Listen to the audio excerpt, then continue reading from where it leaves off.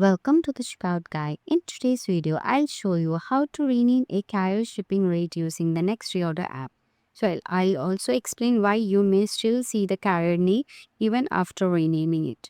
So if you're new to this channel, please subscribe, like, share, comment, and press the bell icon. Let's get started. First, we can go to the app section. Here we can click on Next Reorder app.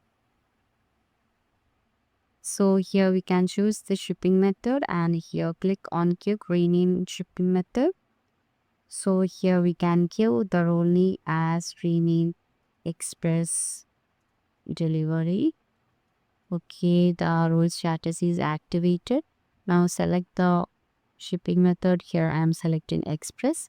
So you will like fast delivery. Okay.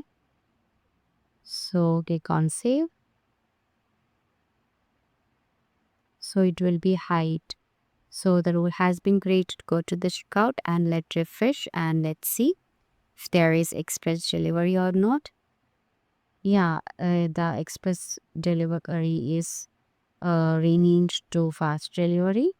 So that's it. So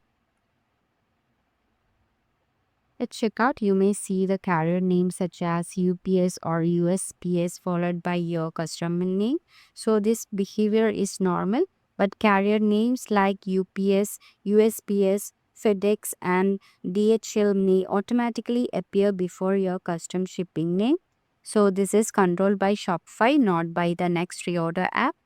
So that is, there is limitation for some Shopify store.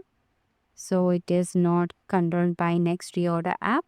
So that's it. You have learned how to rename and understand Shopify carrier name limitation.